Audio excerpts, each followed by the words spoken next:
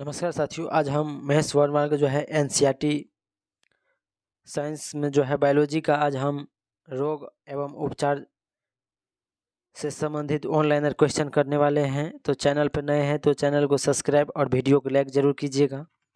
तो आइए शुरुआत करते हैं हम आज हम सभी रोग और उसके उपचार के बारे में। पानी से जो है भैज नामक बीमारी किसके द्वारा जो है उत्पन्न होती हैं? तो बीमारी जो है विषाणु के द्वारा उत्पन्न होते हैं।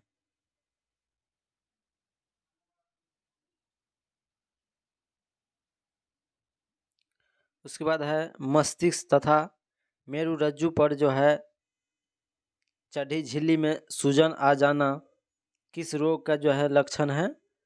तो मेनिंजाइटिस का। किसका है? मेनिंजाइटिस का जो है ये लक्षण है। उसके बाद है शिशुओं में जो है अतिसार का जो है क्या कारण है? तो शिशुओं में जो है अतिसार का जो है मुख्य कारण रोटा वायरस है। क्या है?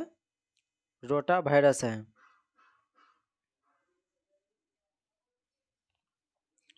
उसके बाद है अंधबिंदु या पित्तबिंदु जो है आँख के किस भाग में पाए जाते हैं? तो दृष्टि पटल जो है रेटिना में पाए जाते हैं। अंधबिंदु पित्तबिंदु आँख के दृष्टि पटल में जो है पाए जाते हैं। उसके बाद है आँख में प्रकाश जो है तरंगे किस स्थान पर जो है स्नायु उद्योगों में जो है परिवर्तित होता है? तो दृष्टि पटल में। किस में? दृष्टि पटल में। उसके बाद है सिलिकोसिस रोग जो है किस अंग से संबंधित होता है? तो फेफड़ा से। किससे होता है? फेफड़ा से होता है।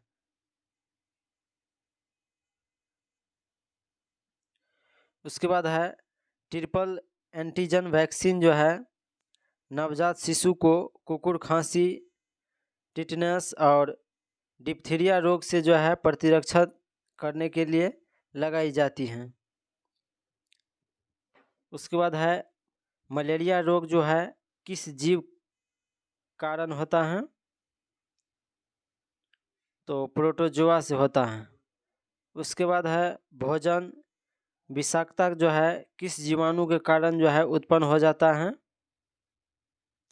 तो सैल्मोनेला बैसिलाई के जो है कारण वो उत्पन्न हो जाता है भोजन विषाक्तता।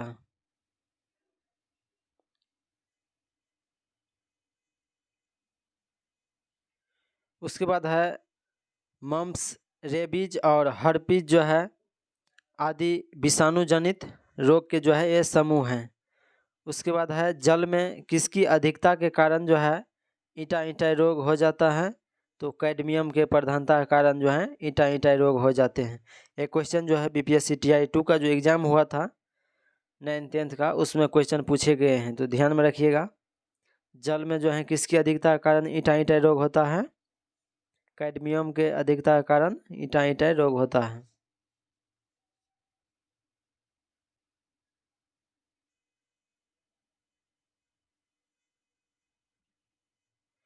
उसके बाद है फेनिल कीटोन्यूरिया रोग जो है किससे संबंधित होता है? तो ये एक प्रकार के मानसिक जड़कता से संबंधित होता है।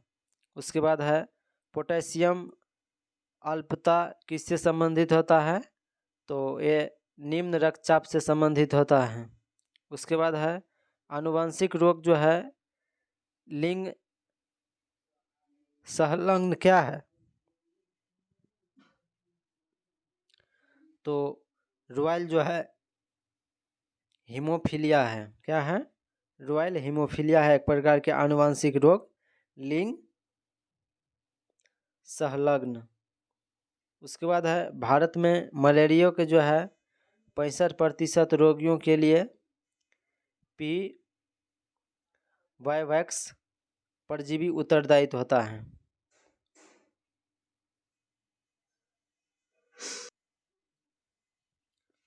उसके बाद है हीमोफीलिया एक आनुवंशिक जो है विकार है और जिसमें जो है रक्त का स्कंद नहीं होता है। उसके बाद है खसरा का बीमारी एक प्रकार का किससे होता है? तो ये वायरस से होता है। किससे होता है खसरा की बीमारी? वायरस से होता है। उसके बाद है डेंगू बुखार होने पर जो है मानव शरीर में किसकी कमी होने लगती हैं? तो प्लेटलेट्स के जो है कमी होने लगते हैं डेंगू बुखार में। उसके बाद है मलेरिया में कौन सा अंग प्रभावित हो जाता है? तो मलेरिया में जो है एस्प्लिन या प्लीहा प्रभावित हो जाता है। किसमें? मलेरिया में। उसके बाद है मलेरिया जो है प्लाज्मोडियम नामक परजीवी की खोज किस वैज्ञानिक ने किया था? तो मलेरिया के प्लाज्मोडियम नामक परजीवी का खोज जो है सर रोनाल्ड रॉस किए थे। कौन किए थे? सर रोनाल्ड रॉस किए थे, जो मलेरिया प्लाज्मोडियम नामक जो है परजीवी का खोज।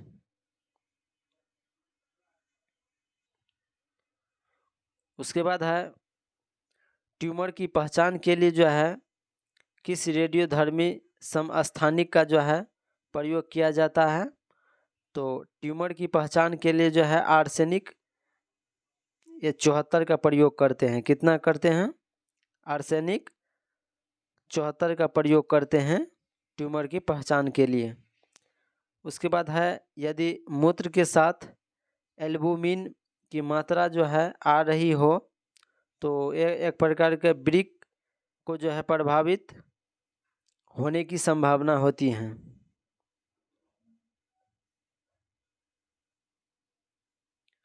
उसके बाद है साल्क टीका जो है किस रोग से संबंधित होता है? तो साल्क टीका जो है वो पोलियो रोग में दिया जाता है। किस में दिया जाता है? पोलियो रोग में। साल्क टीका का आविष्कार जो है जोनस साल्क ने वर्ष 1952 में किया था। कब किया था? साल्क टीका का आविष्कार जॉन साल्क ने 1952 ईस्वी में किया था। उसके बाद है एथलीट फुट नामक बीमारी जो है किससे होती हैं? तो फफूंद से होते हैं। किससे होते हैं? फफूंद से होते हैं। उसके बाद है मनुष्य के शरीर में जो है रक्त प्रवाह की गति मापने के लिए किस रेडियो एक्टिव तत्व का जो है प्रयोग किया जाता है? तो रेडियम सोडियम का प्रयोग किया जाता है। रेडियो सोडियम का प्रयोग हम मनुष्य के शरीर में रक्त प्रवाह की गति मापने के लिए रेडियो एक्टिव तत्व का जो है प्रयोग करते हैं। किसका? रेडियो सोडियम का। उसके बाद है पोलिश युक्त चावल के सेवन से जो है कौन सा रोग होने की संभावना ज़्यादा होता है? तो बेरी। पोलिश युक्त चावल में जो है विटामिन बी पाया जाता है और विटामिन ए का सर्वाधिक स्रोत क्या है? गाजर है। और विटामिन ए के कमी से कौन से रोग हो जाते हैं? तो रतौंधी हो जाते हैं विटामिन ए के कमी से, और बी के कमी से बेरी।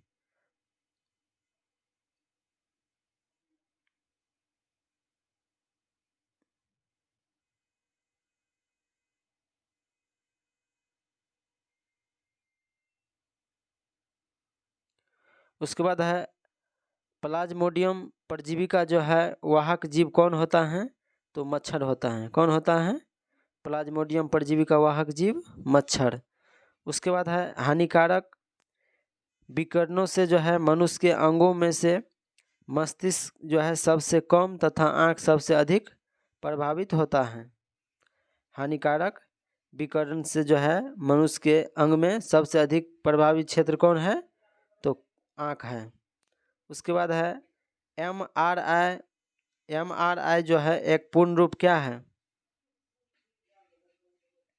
एमआरआई का जो है फुल फॉर्म क्या होता है?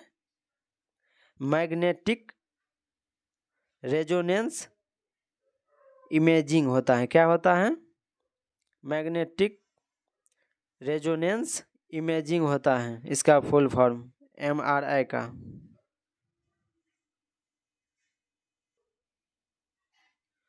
उसके बाद है बीएमडी परीक्षण जो है किसकी पहचान करने के लिए किया जाता है? तो बीएमडी परीक्षण को जो है अस्थिरंध्रता पहचान के लिए किया जाता है। बीएमडी परीक्षण किसकी पहचान के लिए किया जाता है? अस्थिरंध्रता पहचान के लिए किया जाता है बीएमडी का। उसके बाद है कौन सा मच्छर जो है जिका वायरस का वाहक है, तो एडीज। एडीज मच्छर जो है वो जिका वायरस का वाहक है। उसके बाद है मधुमेह के जो है उपचार में प्रयोग होने वाला हार्मोन इंसुलिन का जो है आविष्कार किसने किया था? कौन किए थे? एफजी बैंटिंग ने किया था। मधुमेह के उपचार में प्रयोग होने वाला हार्मोन इंसुलिन का आविष्कार कौन किया था? एफजी बैंटिंग किए थे।